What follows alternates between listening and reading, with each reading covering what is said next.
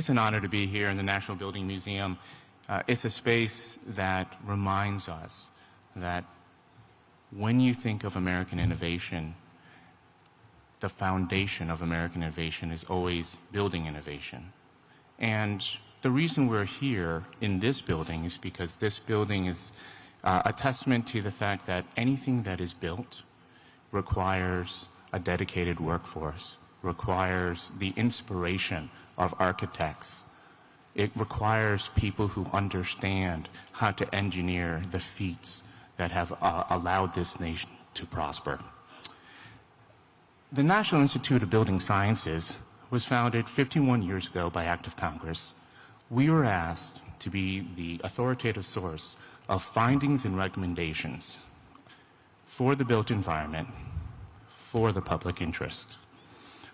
Usually, we talk about means, methods, we talk about technology, we talk about material, because at our core, we are a bunch of well-intentioned nerds who love the built environment and love America and want things to be better for ourselves, our families, and future generations.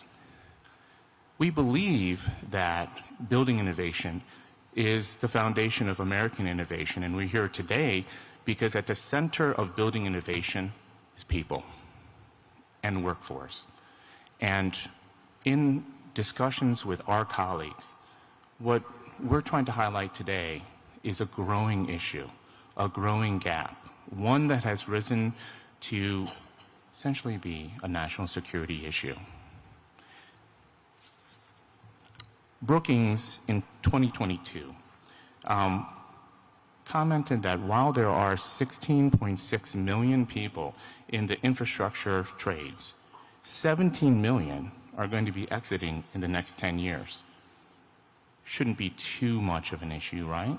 Well, if you start looking at the fact that there is a gap of almost a 500,000 folks entering the workforce, that we are looking across all the trades and finding that in some of the trades, for every one person that enters, 4 people are leaving. Think about that. The Associated Builders and Contractors estimate that 500,000 additional new workers are needed this year in addition to normal hiring to fill any sort of gap. We look around and we see aging infrastructure. We look around and we see buildings that require a lot of help. We look around and what we see are increasing needs for workforce across the entirety of the built environment. And today we're going to talk a little bit about some of the technology, about AI. But remember, AI is just math. AI, with all its wonders, even when coupled with robotics and all the advances in research that are being brought to the table as we speak, require people. And those people require an entire nation to understand not only the need, but to incentivize their participation going forward. The Bureau of Labor Statistics report that there are historic lows in unemployment across the AEC industry, and yet 370 jobs remain unfilled in August alone. The Building Talent Foundation reported that 40% of the construction workforce is expected to retire by 2031. And I see a lot of folks out here in the audience who are representing many of the associations.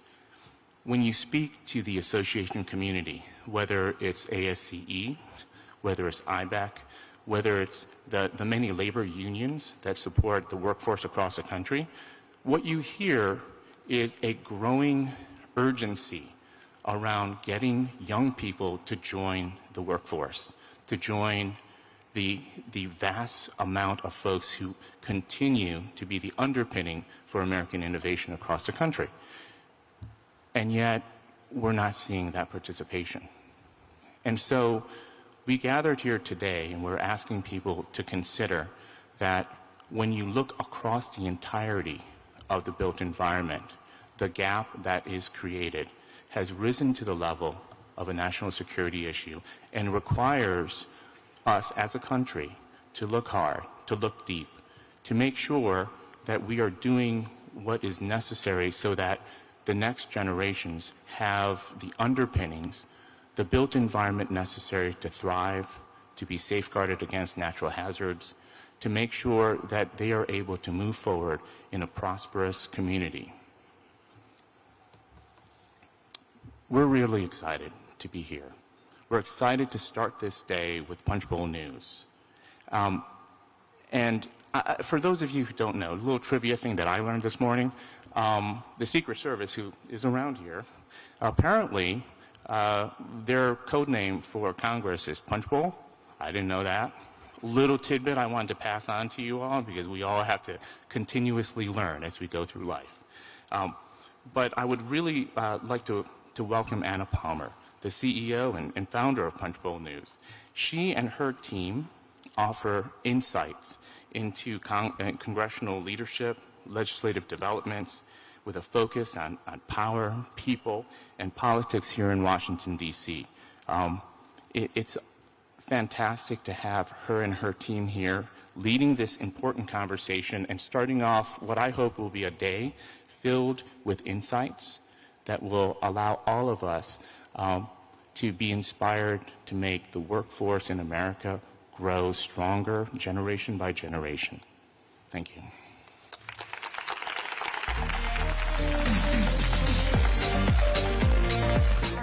Good morning, everybody. Thank you so much, George, for the warm welcome. My name is Anna Palmer. I'm the CEO and one of the founders of Punchbowl News. We are thrilled to be in the Building Museum this morning for a pop-up conversation with Labor Secretary Lori Chavez-DeRemer. A big thank you to the National Institute of Building Sciences for their partnership and making conversations like this possible as part of Elevate 2025. I'm going to be talking to the Secretary about news of the day. There is no shortage of things happening here in Washington, as I'm sure all of you are aware. We're also going to talk about the built environment, workforce, some of the challenges that the industry is enduring, and what she's seeing from her perspective atop a key, department. Afterwards, I'm going to be joined by George. We're going to do a fireside chat talking about all the things that he was just talking about, going a little bit deeper in terms of what's happening in the industry, what some of the trends are, and where maybe some of the bright spots are. I always like to leave on a positive note. With that, I want to always remind you all that you can see Punchbowl News on all social media at Punchbowl News. We encourage you to share this conversation, and I'd love to welcome the Secretary to the stage.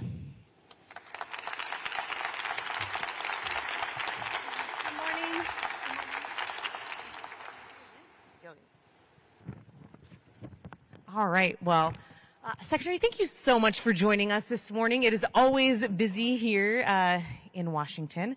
We are going to start, as we always do at Punchbowl News, with a few...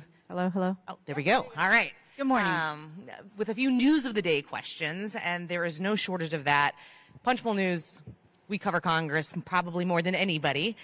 You're very well aware of that. Shutdown politics. I mean, this is what we're all focused on right now. Talk about what the impact of a shutdown would be for the Department of Labor. Yeah, thanks for that, because it's among us again, the continuing resolution that my former colleagues will be addressing. They're back to work this last week. I think it's fly out day, and they'll be back again next week. But this will be first and foremost, I'm sure, on every one of them as they represent their own districts across the country. And from the Department of Labor's perspective, I will be working with my colleagues so that they understand exactly what's happening on the ground. I know you're aware.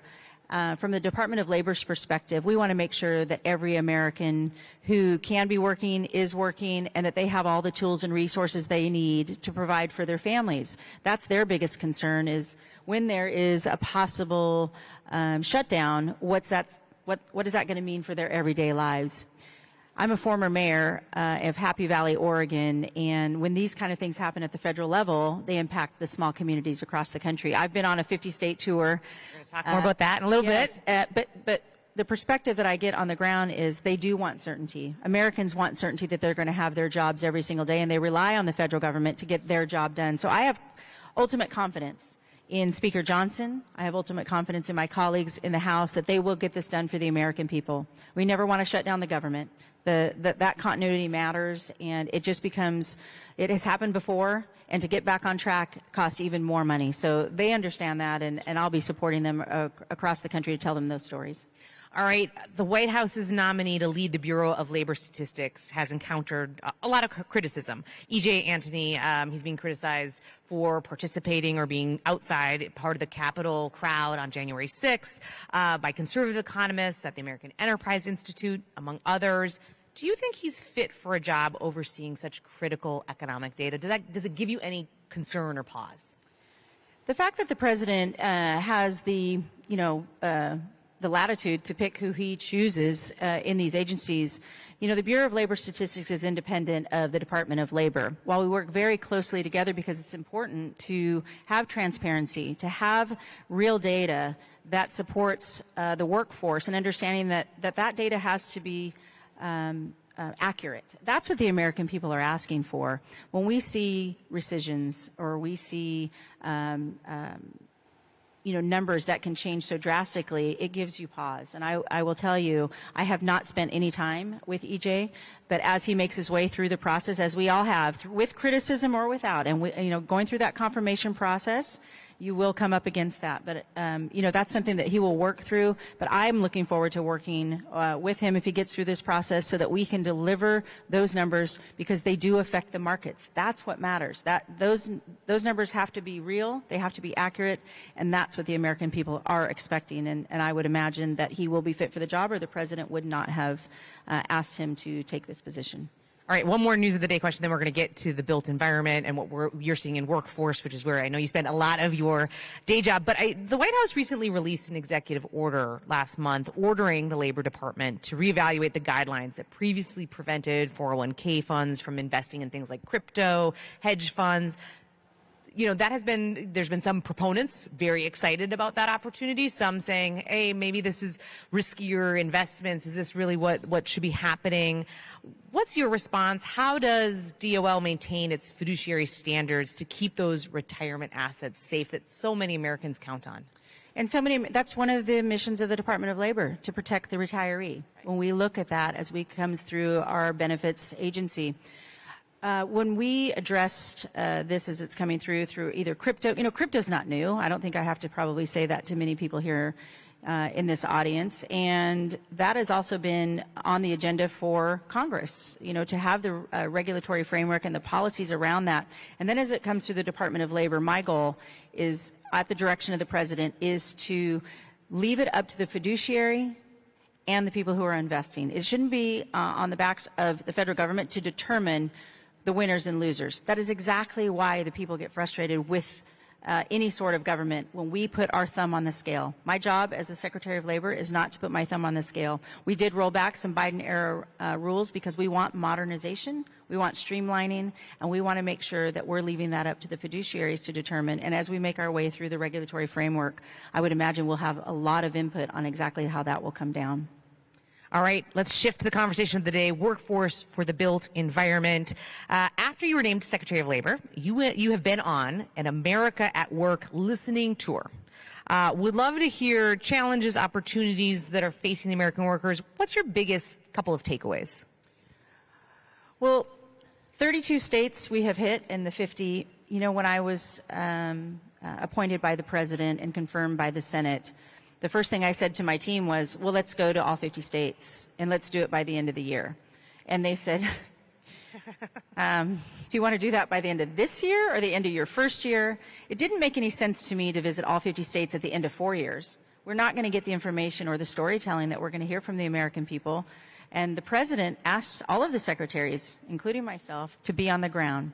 Get out of Washington, D.C., and go talk to the American people and talk to them about the promises that he made to them on the campaign trail. So, 32 states we have visited. We're going to get to Alaska and the Dakotas soon before it gets too cold. As a North Dakotan, you want to try to hit that usually before November. That's exactly right. We're going to hit the road again. I was on a 22-day swing, another 6-day swing, and I'm in D.C. this week. But we're looking forward to it because here's the concern and/or the excitement. One, the investments that the president has had committed from these trade talks and from these deals is so important to the American people. $8 trillion already committed and starting to be invested. What is my role in that? I thought to myself, through the executive orders, one of the things the president asked me to do was the apprenticeship program. Every public, when we talk about the trades, they've done well with the apprenticeship program, but the private sector has somewhat not jumped on board with that as easily. I'm trying to entice the private sector to say, what do you need? When do you need them? And most of the answers are we needed them yesterday. We need that trained workforce. And a lot of that comes also through the executive order of AI. So we're talking a lot about AI, which I know we're going to discuss. We're talking a lot about the trained workforce, and we're working so well with our community colleges, our technical schools, because not everybody's going to get a 4-year degree. We are leaning into the 2-year degrees, to their certificates that they can have, so that we can give just a quarter turn so that people can have the opportunity to have the jobs that they want in their communities, to have mortgage paying jobs. So that's what I hear on the ground. I've been working with labor unions. I was just in Erie, Pennsylvania for the Labor Day parade. Listening to them about what they care about, and they want jobs. They always want to have the opportunity to have these jobs, and I'm going to create that. So we have 1 million active apprentices is what our goal is currently. About 700,000, give or take. We've registered 184,000 new apprentices, over 1,700 apprenticeship programs. One of the newest, International Association of Firefighters. We're seeing our law enforcement agencies, because they all want that workforce in that pipeline. So that's what I'm hearing on the ground.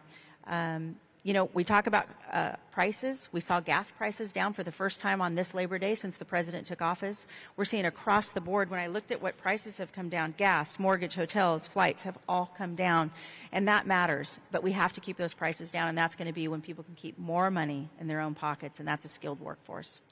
All right, so we're at Elevate 2025. We heard kind of in the introductions, one of the big themes is just workforce challenges, right? And that pipeline kind of challenge, as well as just the shifting workforce of people leaving the workforce as they retire or, move out of that industry, particularly in the construction industry. Can you talk a little bit about, you mentioned AI, the AI Workforce Research Hub within the Labor Department. What insights have you gained? Because I think sometimes people hear artificial intelligence and they think, my job's going away. Absolutely. That's the fear tactic that a lot of the media wants you to hear and wants you to know. But that's not what's happening on the ground.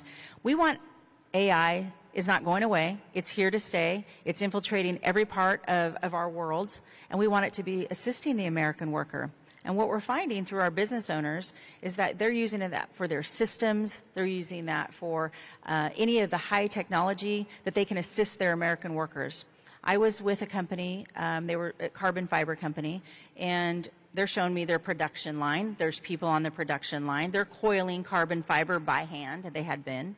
But they've changed a little bit of that with AI and a lot of the new technology. And so they're removing those workers, and you would think, well, where are they going to go? Well, they're moving them. They're now covering the line. They are the managers of each line, and they have an expansion of more lines. Those people took a pay raise, and now they are still in the company and doing the same. It's those kind of small fixes that are working. Department of Labor, the AI Hub, as you mentioned, we're developing that. I'm working with Kelly Loeffler, the administrator for small business, Linda McMahon for Secretary of Education. We're on the AI task force. We have another meeting this afternoon with the First Lady. This is her baby, because we want everyone in this country to be proficient and have literacy in AI. That's the next move, and we're going to make sure that those Make America Skilled Again grants that we are offering, $84 million we're going to do in registered apprenticeships, $30 million to go toward AI, so we can give those to our respective state partners for them to put it in their communities, because they know their market demands best for what the industry is, and we want to get those dollars out to their states so that they are well skilled in AI. And that starts off from elementary school, middle school, and on to high school, and that's where the excitement comes. They're native in AI, these young people. They understand it very well. It's not new to them, and now the government needs to get on board and understand that we have to assist them in that.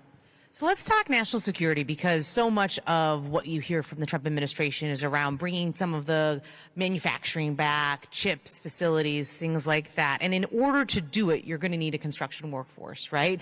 Absolutely. To be able to kind of get the the administration's goals completed. How worried are you about the construction worker shortage when it comes to ensuring that the U.S. has the ability to maintain, but also to build that physical infrastructure that's going to be needed? I think you have to talk to the stakeholders. I was just visiting yesterday with Sean McGarvey from National Building Trades. He came in to visit about jobs across the country, particularly in construction jobs. He's confident. He says, I like what the president's doing. While we might not agree on everything, he's confident that those jobs are going to come forth. We've seen 7,000 new construction jobs across the country. It's going to take time, but it's those investments, that $8 trillion that the president has already committed on the ground. I was at Micron talking about semiconductors, talking about chips. We want to bring those companies to the United States. I was on the ground to see 37 cranes on their site. 3,000 new jobs created right there, 12,000 across the country, and that's all going to take construction to build those. And we're seeing that across the nation, that investment. It's going to take some time, but it's not easy. This job isn't easy because we got to be on the ground and we have to make sure that we're leaning in. They're counting on us. They're counting on us to deliver that. We're not letting up. Those jobs will come online. I'm confident about that. All right, we are quickly running out of time, but I have two more things I definitely want to get to. You talked about apprenticeships and how kind of that is one of the ways that you see kind of helping this workforce shortage be mitigated. Can you talk about how you spread the word on this? Like, yes, it's going into the States, but how do you make sure that younger Americans know that this is an option? There's a lot of government programs, right? And oftentimes you hear that's the challenge, right? Understanding the bureaucracy, figuring out how to actually get engaged. Well, we have to get the word out. And that's why I'm on the ground. That's why my team's on the ground. When I talk to several businesses that have come forth, we want to make sure that our private sector businesses are recognizing that we're here for them as well. Oftentimes that dichotomy is like, we don't need the government involved. And we want them to register their apprentices with the Department of Labor.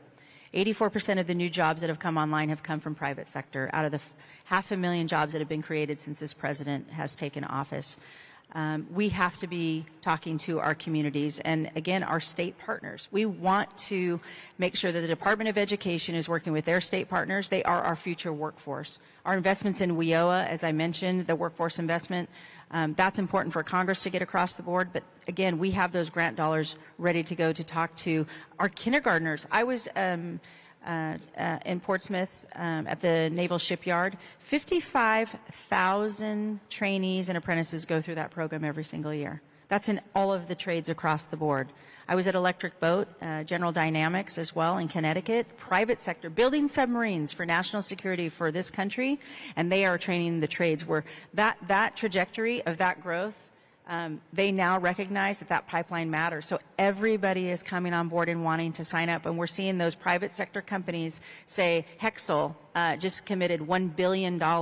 And they're saying to us they want to register now with the Department of Labor to have those apprentices. So that's the momentum. We can't lose that momentum. And I'm counting on everybody in this country to continue to talk about it. And we're putting the systems in place at the Department of Labor where we have real-time dashboards where they know where they're what's happening. They know where their apprentices are, and we're doing the same with a lot of our programming. H programs, all the visa programs, we're doing real-time dashboards to know where the money's being spent, is it modernized, is it streamlined, and are we saving the taxpayer dollars without waste, fraud, and abuse. That's the key. It takes hard work, but I put a team in place, and under my leadership, no decision at the Department of Labor will be made unless it goes through the lens of the American workforce, the American men and women who built this country, and that's what you're going to see celebrated on the 250th anniversary next year as we move through this process. It's an exciting time in America. We're carrying the president's agenda, and I couldn't be more honored, really, to carry that message for him. I want to ask one other question. You mentioned visas and kind of workforce and dashboards. Immigration policy is obviously a big issue when it comes to the workforce and the labor industry in general.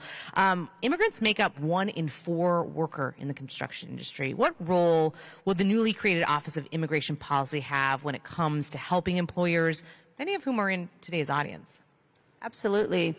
As Congress moves through their conversations on immigration policy reform, now that the border is secure, which is exactly what the American people wanted, it's incumbent upon me to follow the law. But one of the things that we found is that sometimes the laws are not easy to understand. They're not easy to navigate. Systems in the federal government some of our systems are in the 70s and 80s. They don't talk to each other across all agencies. A couple of things. The Office of Immigration Policy It was very important to our farmers and ranchers and producers and many others who use any of the H programs that they knew how to navigate the system. I decided to bring that office into the Secretary's office, a concierge style for the immediacy of those answers. They need it cheaper, again, faster. They need to know where their applications are. They need to know their application moving through the process. Those things need to be accessible to the people who are using the systems that we have in place, or why have them? It never makes sense to me to have something if it doesn't work. So we wanted it to work, and I directed my team to form this immigration policy to answer that question. So we have the workforce that is needed in this country to do the jobs. Agriculture, listen, that's a national security issue. I work with Secretary Rollins all the time. Our food source matters. We have to be able to harvest when it's time to harvest. I've been to the Pacific Northwest. I'm from there in Oregon. We talk about the fisheries. I've been with the shrimpers. I have been with the lobstermen in Maine. All of it matters at the time that they need it, and we're going to make it accessible so that they know that they have the workforce that they need at the time. Could you ever see this administration or yourself support a new temporary worker visa? Obviously, you have HB, 2B worker visas, but more of a market incentive saying, hey, actually, we need to have a new temporary worker visa based on the market needs at this time? Or do you think it's the policy in place right now is what it should be? Well, the policy in place is where Congress comes in. I'm not the congresswoman anymore. I represent all Americans from the Department of Labor. My job is to give them those market stories and understand what the workforce is necessary, and then deliver that technical language. If they want to build a bill around it, I will assist them in doing so, and they will determine what those policies look like. I will enforce the law. Always, and that's what the President has asked me to do. Bring business and labor together, grow the American economy, keep prices down, keep inflation low, keep consumer confidence high, unemployment steady, and let's get to work. That's what we're here to do. The Department of Labor is here to work, and we're going to continue to do so throughout these 4 years, and we're going to deliver on those promises that the President has asked. All right, Secretary, we're going to leave it there. Thank you so much for joining us this morning. We really appreciate it. Good morning. Please. Thank you Very much. Perfect. All right. Big thank you to Secretary Chavez-DeRemer. We are now going to welcome the National Institute of Building Sciences President and CEO George Guzja for a fireside chat. George, welcome back to the stage. Thanks so much.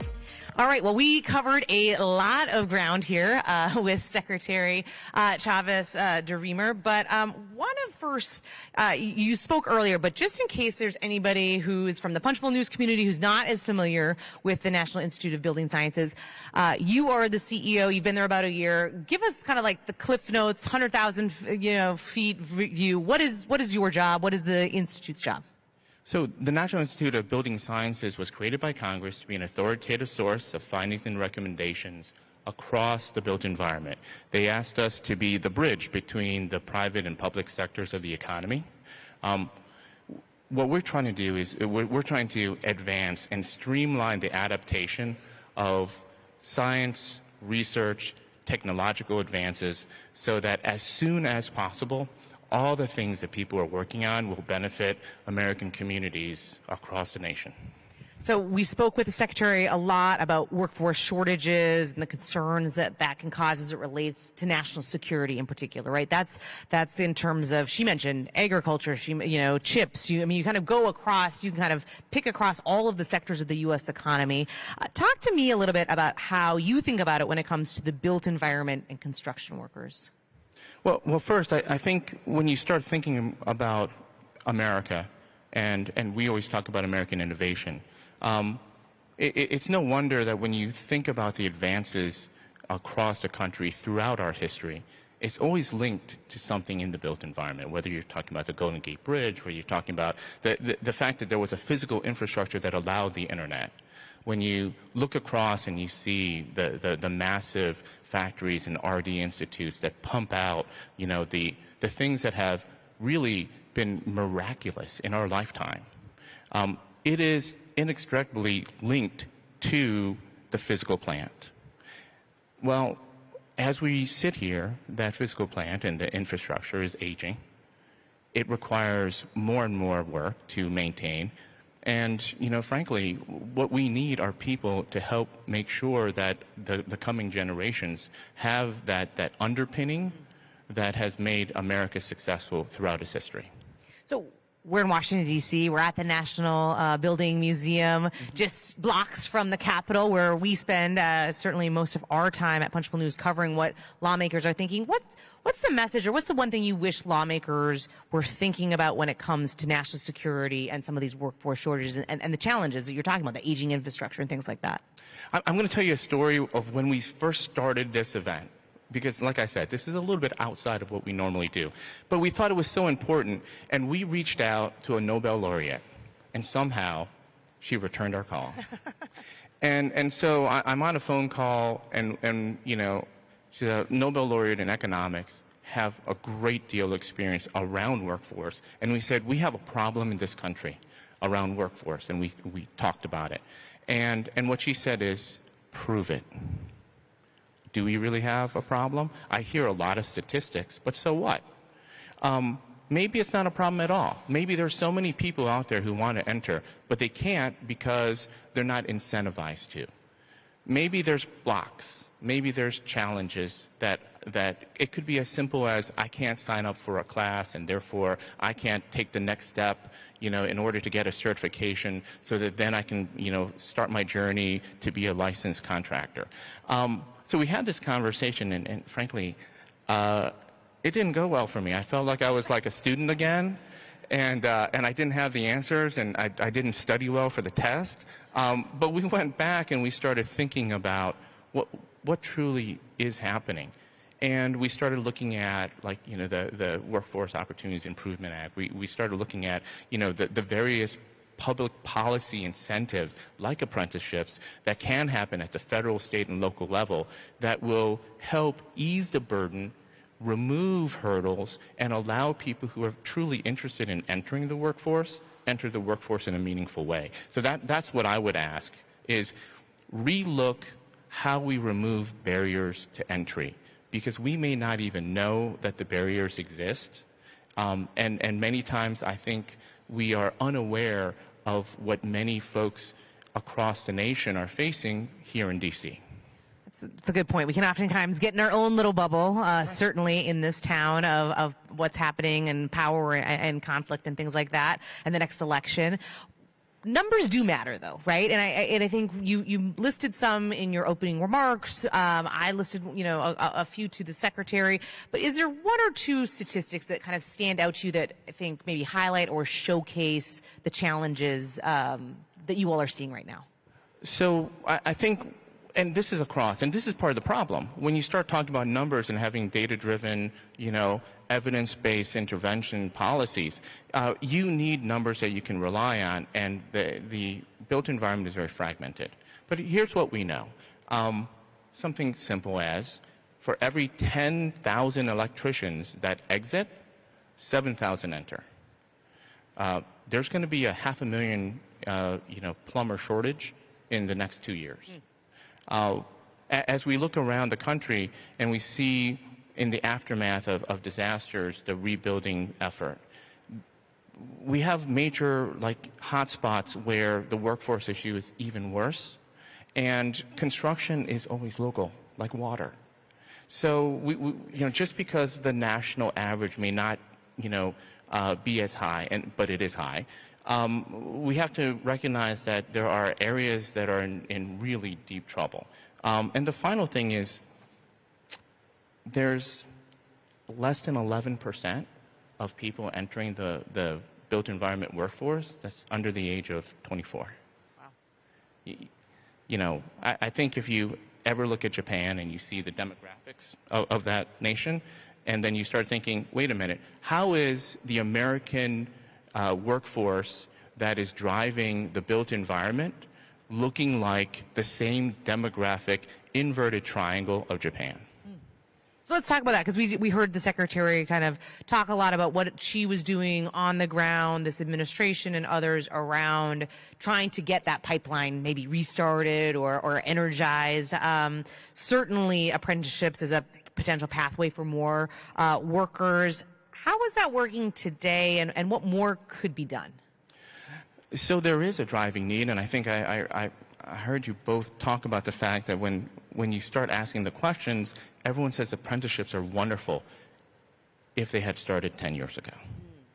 there is a tail, right? And, I was talking to a colleague here from NIST, and NIST was talking about research, as they should. It takes a long time to get a researcher. It takes a long time to get someone who is experienced in the trades. It takes a long time to have an engineer, to have an architect. So when you start looking at the tail that we have to overcome in order to get meaningful participation into the built environment, yes, apprenticeships are vastly important because we will need those folks to be in the built environment 5 years from now, 10 years from now. But what about now? Yeah, I mean, are there other incentives or programs or things? There were job corps centers I know that have been closing around the country, which has created another burden. Yeah, I'm a big fan of Job Corps. In fact, I took a little bit of a break from the architecture engineering industry, and I worked for the second largest Job Corps operator for the Department of Labor. Love the program. That is a very worthy program for this country. I think that more programs that allow folks who maybe have never considered being in the trades to enter the trades, to have that first step in, so that they're now positioned to be able to enter into an apprenticeship, because you can't just enter into an apprenticeship. There are some foundational skills and knowledge that people need that may be lacking. So we need that level of program as well. So programs like Job Corps provide that. I think the other thing that we need to really think about is the application and streamlining of the technologies that allow things to happen today. You spoke a lot about AI. We talk about robotics. Everyone who has a LinkedIn profile has something on their screen where there's like some robot dog on a construction site doing amazing things and looking really cute doing it. Wonderful. What we need to understand, though, is that means that the traditional perspective that we may have on construction workforce needs to be completely eliminated and restarted. So something that here's a stat for you. As you know, women make up more than 50% of. This is where I was going. Right? I love it. Yeah, I mean. Yeah, but you know what? Less than 15%, somewhere between 11 to 14% across the entirety of the built environment of women participation. It's actually one of the topics that I got tested on and failed when I was talking to the Nobel laureate. And she said, well, what if women don't want to enter?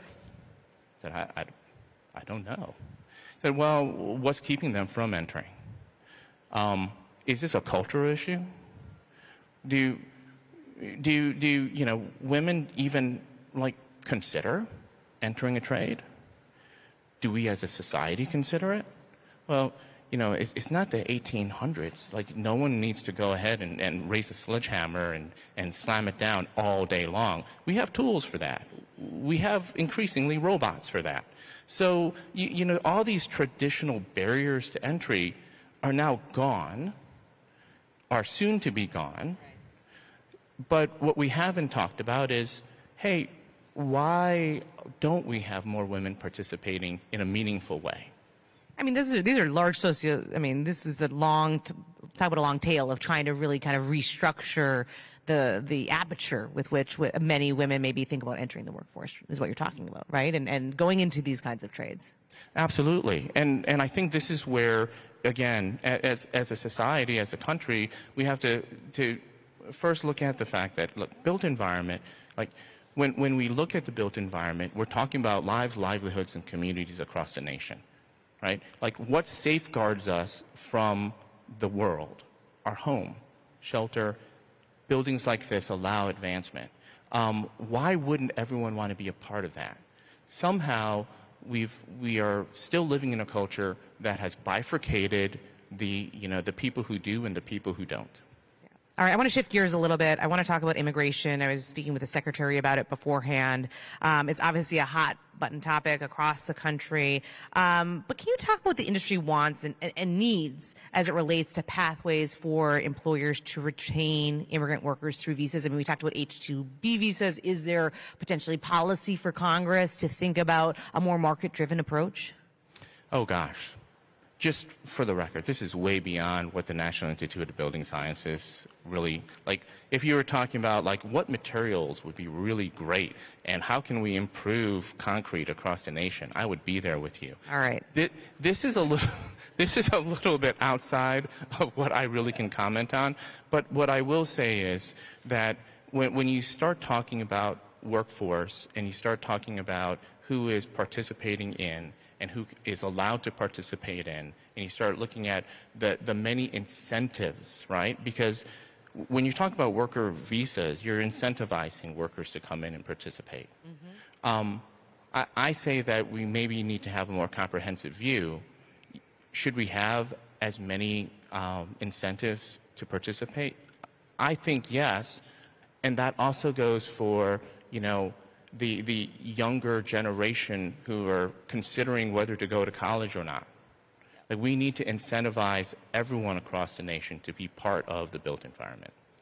All right, we're going to go back to your wheelhouse. We are quickly running out of time. But I do want to end where we often end in these conversations, because I think it's important. You know, we've talked on about a bunch of different things, but if there was one thing that you want this audience, those that are streaming from the Punchbowl News audience, the staffers on the Hill, to kind of take away from our conversation this morning, what would it be? I think there's one big issue and one big solution, right? The big issue is we don't even know the true depth and breadth of the gap that exists. We just know that it is growing and it is actually a threat to our country. That's what we know, based on all across the various trades, all across the AEC and you know, the different portions of the infrastructure community. The takeaway, though, the thing that I think is a bright light is all the advances that are right in our hands right now give us the tool set to fill that gap. We already have a solution. We have many solutions. We need to go ahead and package them and put them together and actually implement them. So yes, this is a national security issue. It's also one that can be solved. We already have the solution set. We now need to go ahead and remove barriers and incentivize the solutions being broadly accepted throughout the country. All right, we're going to leave it there. George, thank you so much for joining me on stage. I really appreciate it. A big thank you to Secretary Chavez-DeRemer for joining us this morning on a very busy week in Washington, and to the National Institute of Building Sciences for making this conversation possible. For those who are here in person, we encourage you to please stick around for more of Elevate 2025. Have a great day and stay safe, everybody.